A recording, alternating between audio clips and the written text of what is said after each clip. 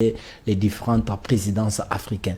Alors, que pensez-vous de sa sortie? Parce que nous voyons, il a chargé Gbagbo, Alassane au passage, Blaise Compaoré. Pourquoi maintenant? Parce que certains observateurs s'accordent à dire qu'ils veulent se débarrasser de la vieille classe politique. Déjà, ça n'est fini pour elle. Donc, maintenant, il faudrait continuer avec et réunir avec la nouvelle classe. D'accord. Bon, Robert Bourgi, beaucoup de gens ne le connaissent pas. En Afrique, ici, les gens ne le connaissent pas bien. Oui. Même en France, là-bas, les gens ne le connaissent pas très bien. Robert Bourgi, c'était un grand escroc. Ah bon? Un très, très grand escroc. Un très grand manipulateur. Un très, très grand manipulateur. Alors, parlez-nous maintenant, un peu de lui. je vais dire qui c'est Robert Bourgi, ce que je sais de lui. Mais juste avant, je vais donner un détail qui est très important. Robert Bourgi, il a parlé sur quels médias? Sur des médias qui passent... Sur des médias français, mais destinés au public africain. N'est-ce pas? Oui. Parce que France 24 et TV5 sur lesquels il a parlé, le même jour, avec les mêmes habits, à peine il est sorti de ce studio pour rentrer dans l'autre studio, c'est des messages destinés à l'Afrique. Les Français ne connaissent pas France 24 et TV5, ils s'en fichent de ça, ils ne suivent pas. Sauf quelques Africains qui sont là-bas. Donc, c'était un message à l'endroit des Africains. Bourgi, il est né en 1945, Robert Bourgi, c'était un Libanais. Au Sénégal. Au Sénégal. Au Sénégal, c'était un franco-libanais. Et c'est son père qui avait de bonnes relations avec Jacques Foccart.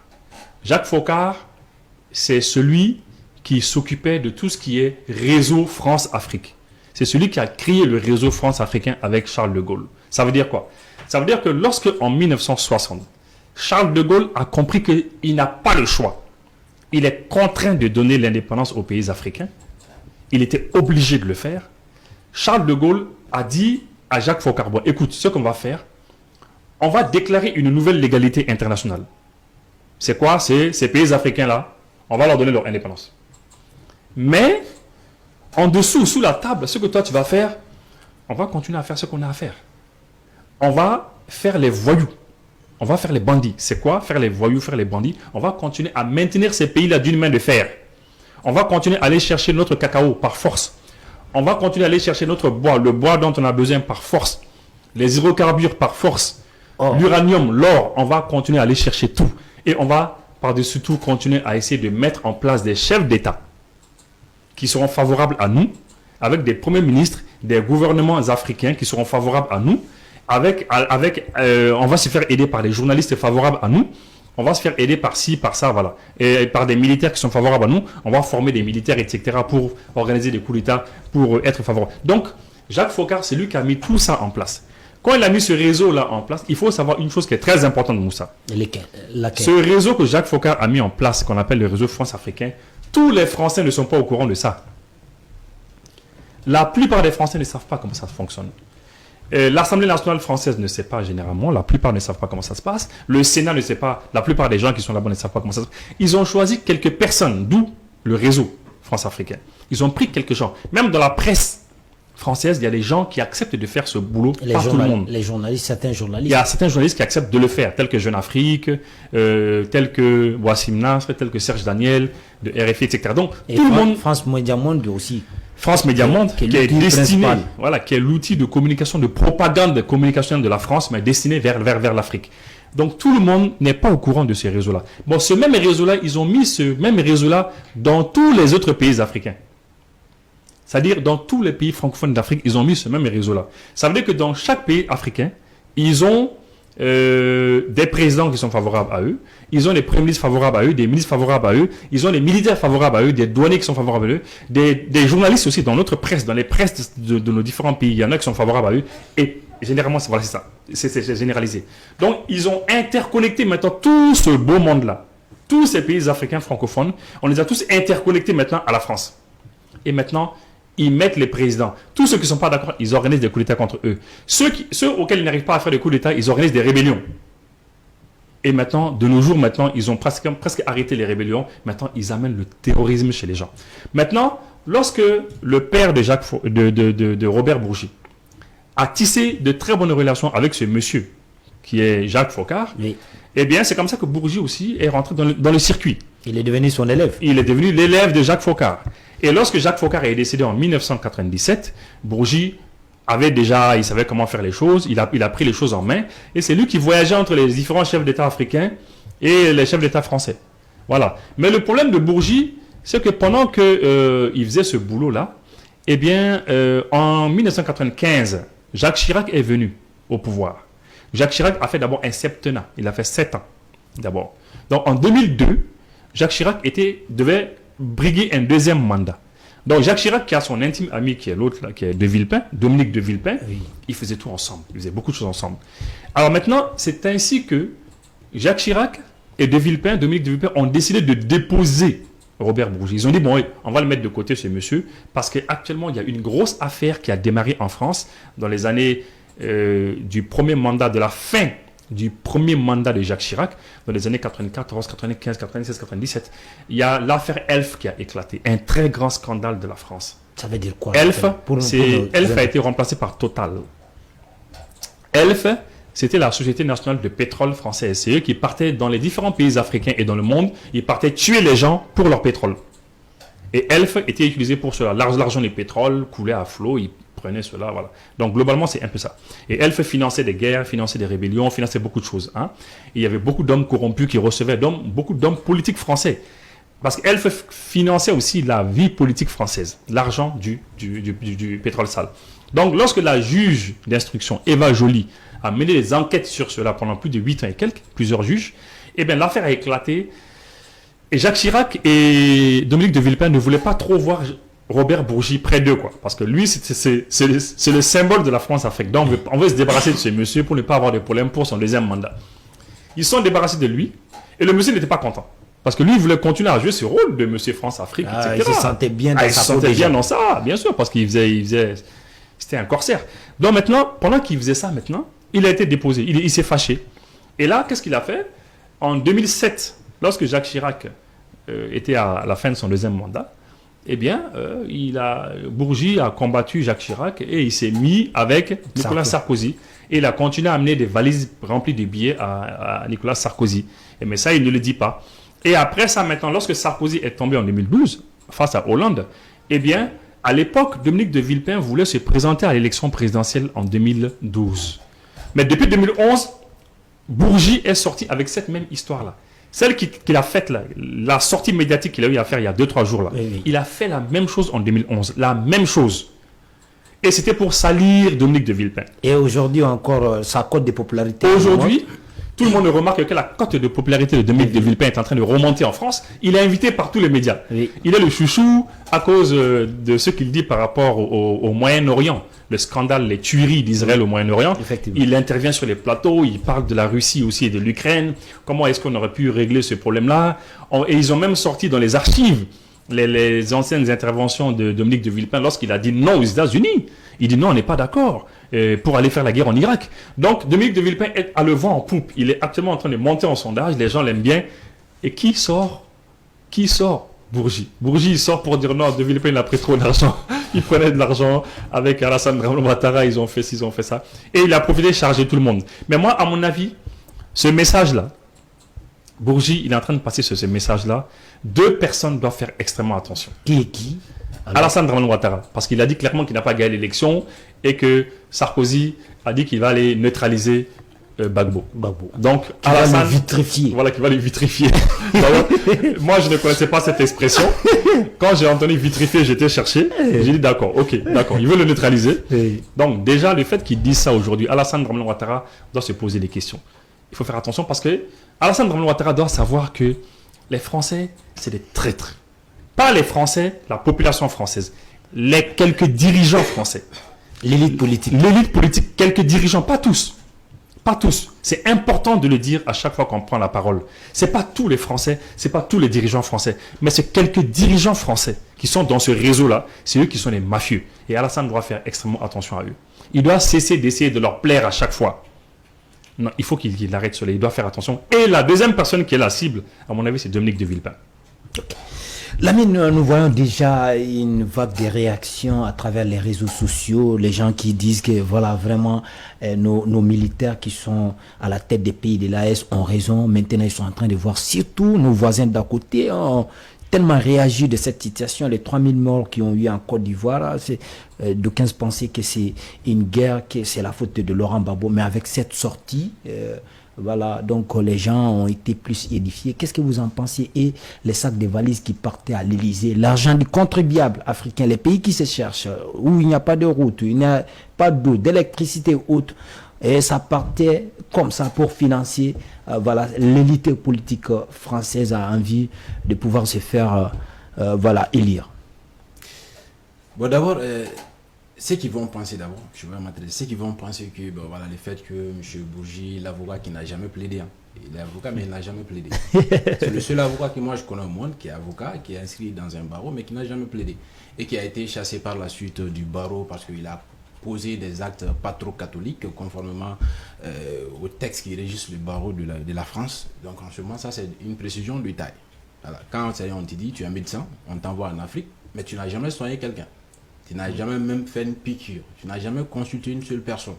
Mais pourtant, tu laisses avec les titres de médecin. Mais bon, essentiellement, on doit se demander qu'est-ce qu'il faisait là-bas comme métier d'avocat. Peut-être certains vont parler de conseil. Conseil quoi? Il n'y a rien. Donc alors, ceux qui vont penser que voilà, Bourgi donne raison au pays de l'AES, c'est que les chefs d'État de l'AES disent aujourd'hui, ce n'est pas des trucs qui sont nouveaux. Ça a été dit depuis lors de l'indépendance en 60, avant même 60. Dans les années 80, ça a été dit. Dans 90, ça a été dit. 2000, ça a été dit. Ben, aujourd'hui, peut-être certains pensent que peut-être la vie a commencé en 2020. Avec la mondialisation de l'information, parce que tout le monde a accès, comme Ibouxi l'a si bien. À la seconde près, nous avons tous accès à la même information. Mais avant, avec le réseau France Média Monde, je pense bien, si l'expression est bien dit, voilà, donc c'était comme ça, c'était un réseau, l'information était canalisée, mais avec les réseaux sociaux, c'est facile d'avoir l'information. Oui, mais c'est qui les pères de l'indépendance de l'Afrique ont eu à dénoncer. Je pense que ce n'est pas le média France Monde l'agence France Monde qui a donné ces informations. Mais on ne les écoutait pas. Souvent, l'homme a envie d'attendre ce qu'il veut entendre seulement. Voilà. Maintenant, c'est que la sortie de Bourgi, moi je pense que c'est plus encore pour bien nous embobiner. Parce que pourquoi il sort maintenant? Parce que quand quelqu'un te parle, nous sommes en Afrique, 3 choses sont importantes.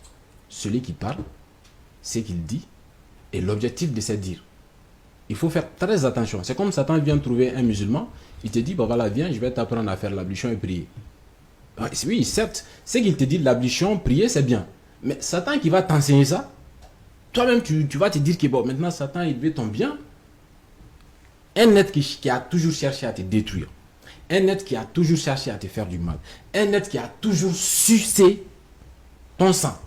Il vient te proposer un jour, jouer au pompier au pyromane. Mais en ce moment, il faut qu'on réfléchisse un peu. Ibo a dit quelque chose avant de venir à ta question, qui est très important. Les médias par lesquels il est sorti pour dire ça. Pourquoi France 24 laisse sortir Bourgi sur leur plateau, TV5 Monde sur leur plateau, pour dire ça? C'est des médias qui sont contrôlés par l'État français. L'État français décide ce qui doit être dit, ce qui ne doit pas être dit, ainsi de suite. Rarement tu verras peut-être un Jean-Luc Mélenchon sur TV5 et sur TV5 sur France 24. Mais il y a d'autres chaînes sur lesquelles il passe. Même il y a des chaînes qui sont contrôlées par peut-être la cliquaille des soutiens de la France, les Bolloré. Rarement, même si Jean-Luc Mélenchon passe là-bas, on sent très bien qu'on ne veut pas lui laisser parler. Ça, c'est déjà très important. Maintenant, il faut qu'on fasse très attention au message de quelqu'un qui a toujours vécu dans l'escroquerie, okay? Dans le non-respect des droits humains, dans le non-respect des autres. Et même sur TV5 Monde, la journaliste a posé la question, est-ce que vous ne vous sentez pas de façon consciencieusement, est-ce que des pays qui n'avaient rien, il dit que non, il n'est pas devant un juge d'instruction. Il est là pour parler de ses mémoires. Et ses mémoires aussi, il avait prévu d'abord de les faire sortir après sa mort. Et après, il a voulu le faire maintenant. Parce qu'avant, tout passait par lui. Il était dans le contrôle, tout ce qui se passait en Afrique. Il était en quelque sorte intéressé par les différents chefs d'État. Jusqu'au moment où Hollande arrive. Et quand Hollande arrive, Hollande dit non, bon, maintenant, nous, on ne veut plus travailler avec toi. C'est en ce moment-là que les chantages ont commencé. C'est en ce moment-là que Dominique Villepin, aujourd'hui, qu'il massacre sur les plateaux à travers, il a fait ceci, il a fait cela. En 2014, il a eu à défendre le même Dominique Villepin. Et qu'est-ce qui a changé entre-temps? Mais en ce moment, ça trouvait déjà qu'il voulait quelque chose. Maintenant, comme il a perdu de notoriété, il s'est habitué à une belle vie, une vie luxueuse. Aujourd'hui, ça ne marche plus. Maintenant, qu'est-ce qu'il faut faire? Il faut venir faire un marketing, comme les Ivoiriens le disent, la marmaille, autour du marketing de son livre, comme ça a été le cas par rapport à un livre au Mali que je ne citerai pas, et je vais me taire là-dessus. Maintenant, il va faire une bonne vente de son livre. Ça, quand même, c'est sûr. Okay. Maintenant, quand il parle de Omar Bongo, quel Africain ne connaissait pas? Qui s'intéressait à la politique dans les années 2000? Qui ne connaissent pas ce qu'a fait Omar Bongo. Omar Bongo a clairement dit tous les Gabonais ont deux nations. La France et le Gabon. Clairement, il ne l'a jamais caché. Quand on prend Blaise Compaoré, on l'a vu. Ce n'est pas le temps de Modibo Keïta. Nous, on a vu une partie, même si on ne connaît pas toute l'histoire. Et après, on va venir Gbagbo et puis l'autre, Alassane. Mais lors des élections, quel Africain qui réfléchissait normalement ne pensait pas que la façon dont Alassane est venu, ce n'est pas catholique? Tout le monde le savait. Et à l'époque, c'est lui qui était à côté de Sarkozy. Quand il dit que, ben voilà, quand on m'a dit vitrifié, j'ai pleuré en sanglots, j'ai voulu aider le monsieur. C'est faux. C'est faux. Il veut se faire voir. Il dit qu'il dit c'est là pour se laver la mémoire. Pour la conscience. Mais c'est un escroc. Si Gbagbo aussi, l'arrestation de Gbagbo lui a fait mal, il a rendu combien de fois visite à Gbagbo à La Haye, à la Cour pénale internationale? Il est parti combien de fois le voir? Et combien de fois il s'est prononcé sur la question? 0 fois. Bon, l'ami, il peut continuer.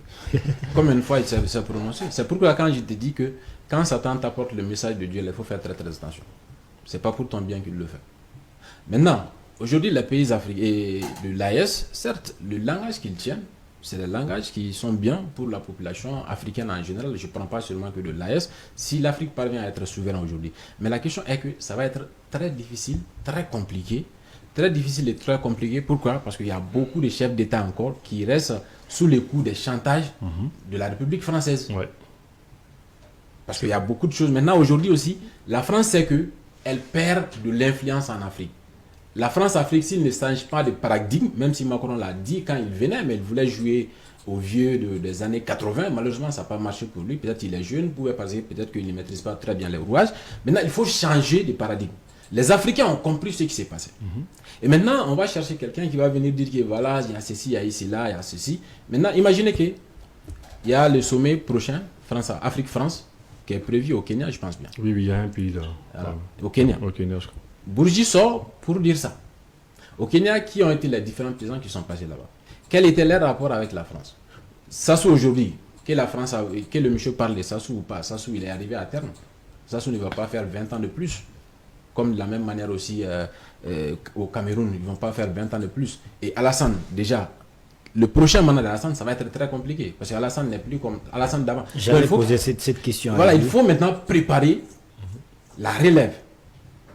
Et c'est ce que moi j'ai compris dans le truc du monsieur, quelqu'un qui a été condamné à maintes reprises par la justice française, un avocat qui n'a jamais plaidé, un monsieur qui a toujours sucé les sangs des Africains aujourd'hui, il sort pour dire quoi que ce soit.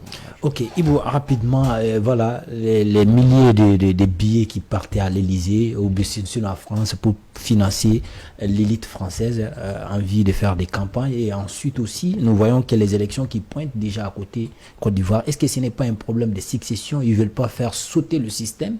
Est-ce que ce n'est pas une manière? Pourquoi cette sortie actuellement? Bon, en tout cas, on ne peut pas, parce que c'est un petit renard, c'est un petit malin.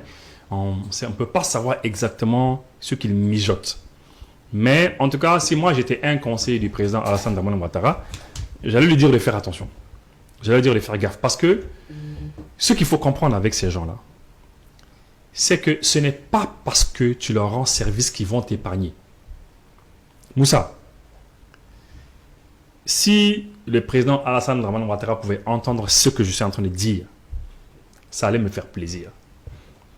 Il faut qu'ils comprennent, tous nos chefs d'État africains doivent comprendre, que ce n'est pas parce que tu leur rends service à ces gens-là qu'ils vont te laisser tranquille, qu'ils vont t'épargner.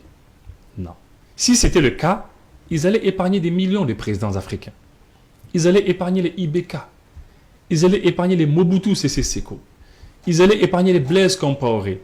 Ils allaient épargner plein d'autres chefs Tout d'État. récemment, le président nigérien qui... Le président, Et voilà. Niger, mais même du oui, Gabon. oui, du Chez Gabon. Mec Noisy. Voilà, le président gabonais, faites du bruit, make noise, c'est ça, c'est mettre du bruit. Ils allaient l'épargner. Ils allaient épargner Idriss Déby. Ils allaient épargner, je sais pas, Condé, Alpha Condé. Mais les chefs d'État africains, qui sont des Africains, avant qu'ils soient des chefs d'État, sont d'abord des Africains. Donc, l'Africain ne comprend pas que ce n'est pas parce que tu rends des services à cette élite française, à ces quelques dirigeants français qui vont t'épargner, ils ne vont pas te laisser. Quand ils auront besoin de toi, ils vont t'éliminer. Ok.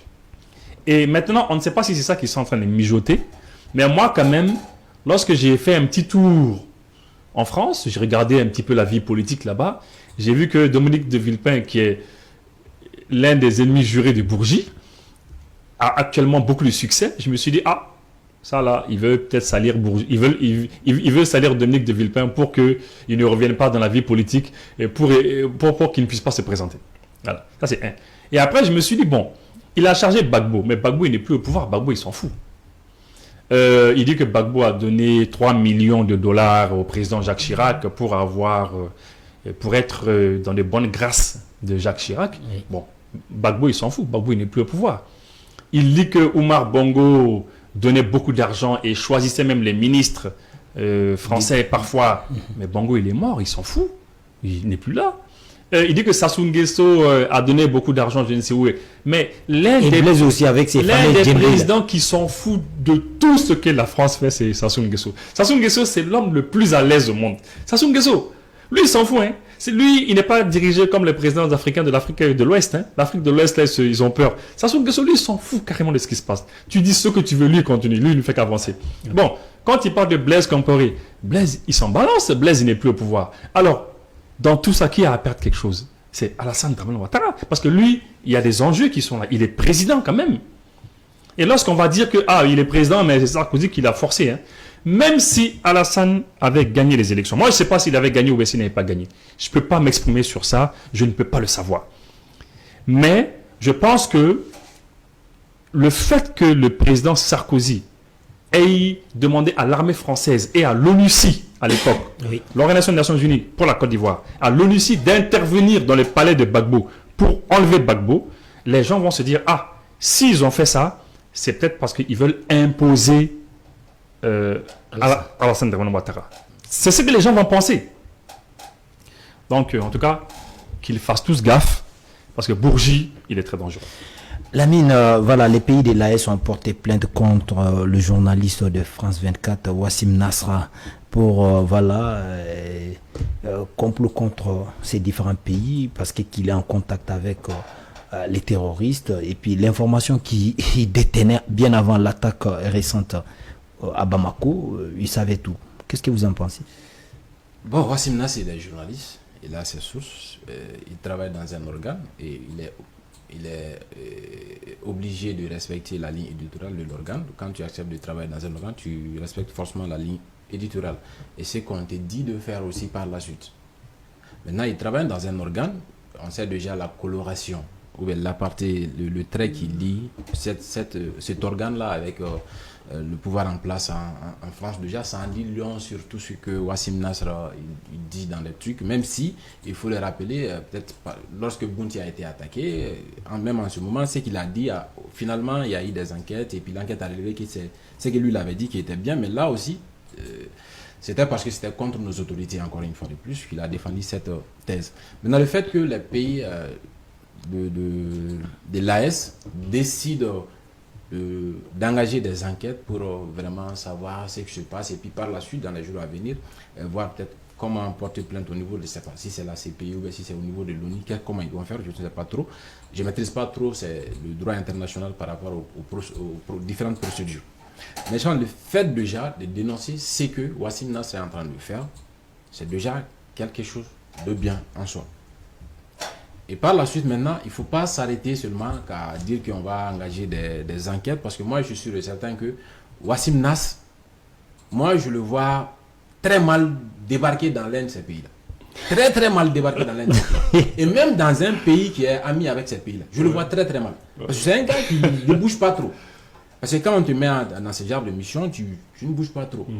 Certes, je respecte la liberté d'expression, mais aller aussi à collaborer de façon très très liée avec les terroristes, je pense que tous ceux qui font du terrorisme, tous ceux qui relaient les messages des terroristes, c'est pas moi qui le dis, c'est le droit international, est considéré comme un terroriste. Tous ceux qui apportent leur aide aux terroristes, que ce soit sur le plan communicationnel, que ce soit sur le plan logistique, ou bien sur quoi que ce soit, tu dois être considéré comme un criminel. Et un terroriste, un point, c'est tout.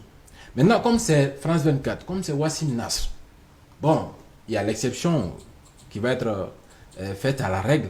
C'est ce qui se passe. Mais, parce que même quand Wassim Nasr a voulu inviter et faire intervenir les terroristes sur France 24, ces jours-là, la dame a dit non, c'est pas un terroriste qui les interviewe, mais il donne juste la parole à quelqu'un qui sont avec un autre groupe, qui sont engagés dans un combat, qui vont venir. Tu donnes la parole aujourd'hui à Yad, à Koufa. Tu donnes la parole aux terroristes qui se trouvent dans d'autres contrées. Un terroriste, c'est un terroriste. Même si Yad dit que bon, moi je suis malien. Oui, si tu es malien, on n'en disconvient pas, mais tu es un terroriste. Ça aussi, frère, c'est comme dit, il y a des Maliens voleurs, il y a des Maliens qui sont autre chose. Il y a tout ce qui va. Maintenant, quand même, ce qui est sûr, moi je ne vois pas trop, je suis trop pessimiste sur le fait que une plainte déposée au niveau de la CPI ou au niveau de nulle part, que ça aboutisse. Mais peut-être ça peut, si l'AS parvient à jouer sur le plan de la communication, ça peut amener à ce que Wassim Nasr change un peu de ton et que la France comprenne le message de l'AS. Parce que vu que la France, ce qui est sûr, elle veut encore venir cohabiter avec nous. Mais maintenant, comment il faut le faire? Alors, nous voyons que vous avez fait plusieurs émissions, Iboussi, en dénonçant voilà, les interventions de Wassim Nasr. Vous l'avez même qualifié de terroriste qui doit être poursuivi. Je pense que votre voix a été entendue par les 3 pays de l'AES. Ils ont porté plainte contre Wassim Nasr. Qu'en dites-vous? Bon, porter plainte, c'est une information judiciaire. Oui, information judiciaire. Bon, c'est ce que j'ai vu, je crois bien. Information judiciaire, j'ai été chercher dans les papiers là. On dit que c'est lorsque le tribunal décide, un juge d'instruction décide le tribunal d'ouvrir une enquête. Voilà. C'est une enquête. Donc c'est une enquête en fait qui ont décidé. Et maintenant, à l'issue de l'enquête, s'ils pensent qu'il y a les éléments qui peuvent montrer qu'effectivement Wassim Nasr il est responsable, il est avec eux, tout ça. Bon, après ça, il y a la suite. Peut-être ils peuvent lancer Interpol derrière lui. Voilà. Après, est-ce que ça va aboutir, ça va pas aboutir, on ne sait pas. Mais Wassim Nasr, quand même, c'est sûr que s'il se réveillait le matin et qu'on lui dit qu'il est à Bamako, ça ne va pas lui faire plaisir. Depuis qu'il y a l'enquête là qu'on a lancée contre lui, là, il va faire extrêmement attention à là où il doit aller. En tout cas, il va tout faire pour éviter certains pays. Voilà. Bon, maintenant, moi, je trouve que ce qu'ils ont fait, c'est bien. Je trouve que ce que la justice de ces 3 pays a eu à faire, c'est très bien. Ça peut avoir quel impact? Non, c'est très bien. Ça va le calmer tôt ou tard. Même s'il a tweeté, il dit non, lui, de toute manière, lui, il fait ce qu'il a fait. Il n'y a pas de problème. France 24 a dit non, on le soutient, il n'y a pas de... Mais ça va faire ses effets. Parce qu'on va dire qu'on te veut. Et puis, ça ne va que le piéger lui davantage parce que lui, il ne pourra pas s'embrouiller aussi avec ses employeurs. Parce que ses employeurs, du jour au lendemain, ils peuvent dire attention, hein, Wasser, tu fais attention, hein, parce que maintenant tu es avec nous pour la vie. Et puis, ce qu'on te dit de faire, tu le fais. Sinon, on te donne à Bamako, on te donne à l'AUS et puis tu vas voir là-bas ce qui va se passer. Donc, du coup, il y a ça aussi. Mais Wassim Nasr, c'est important de dire aux gens qui nous regardent ce qu'il fait. C'est le monsieur qui, avant que les terroristes ne frappent, il est au courant. Pendant qu'il frappe, il est au courant. À la fin des frappes, il est au courant. Voilà. Donc, il y a forcément des interrogations. On sait tous qu'ils vont essayer de jouer sur la limite qu'il y a pour le journaliste, le droit de protéger sa source, etc. Oui. Parce que la presse peut essayer de dire non, écoutez, il a ses sources, etc. Donc, il ne va pas dire ses sources. Il a, oui, mais tu as tes sources. Mais quand toi-même tu dis que les gars sont en train de frapper et ils te disent qu'ils sont en train de frapper. Et ils te disent qu'ils ont préparé ça depuis très longtemps. Et qu'ils ont choisi le bon moment maintenant, et puis qu'ils disent qu'ils vont commencer à frapper dans la capitale malienne probablement. Et quand vous discutez, vous échangez, et à chaque fois, c'est toi qu'ils appellent pour te dire ce qu'ils font, donc tu discutes avec eux. Donc, tu es leur ami, tu es un pote à eux, tu es un ami à eux, tu partages leurs messages sur les réseaux sociaux, sur les télévisions, etc. Bon, donc, en fait, tu fais de la communication pour les terroristes. Quelqu'un qui communique avec des gens qui... Mais écoute, la phrase qu'il a eu à employer, il dit que pendant que les autorités maliennes étaient en train de nier le fait que les terroristes étaient à l'aéroport, qu'eux-mêmes lui ont dit à lui qu'ils sont à l'aéroport. Mais c'est lui-même qui l'a écrit. sur Twitter, là, sur X. Mais veut quoi? Ça veut dire qu'il discute avec eux. Et c'est même pas, ça n'a même pas pris 1 heure de temps, 2 heures de temps. À la limite, s'il était passé par certaines sources pour avoir des informations, on aurait pu dire que bon, mais c'était pendant qu'on était en train de se tirer dessus, pendant que nos forces et les téléviseurs se tiraient dessus, lui, il avait toutes ces infos. Il dit non, ils m'ont dit qu'ils sont à l'aéroport.